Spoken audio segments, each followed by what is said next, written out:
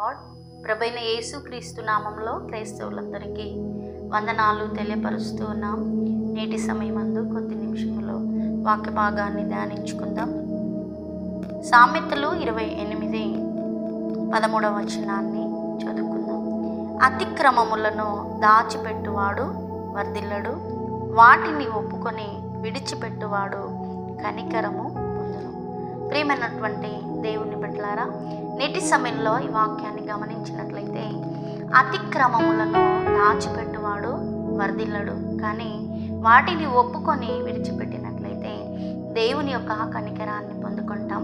కాబట్టి సమయమందు నిజంగా నీ వ్యక్తిగత జీవితంలో మరి నీవు ఎక్కడైనా తప్పిపోయినావు, ఎక్కడైనా పాపం చేసావు, ఎక్కడైనా దేవుని ఆజ్ఞను అతిక్రమించినావు అన్నప్పుడు నిశ్చయముగా మరి దాన్ని విడిచిపెట్టి మరి దేవుని సన్నిధానంలో నీ పాపమును ఒప్పుకొని విడిచిపెట్టినట్లయితే దేవుడు నిశ్చయంగా నిన్ను దీవించి మరి దేవుడు తన కృపలో నిన్ను మరి ఆయన కనికరిస్తాడు. కాబట్టి ఈ సమయమందు మరి నీ పాపమును ఒప్పుకొని దాన్ని విడిచిపెట్టి మరి దేవుని కనికరాన్ని పొందుకోవాలని ప్రభు పేరట మనవి చేస్తూ ఉన్నాను.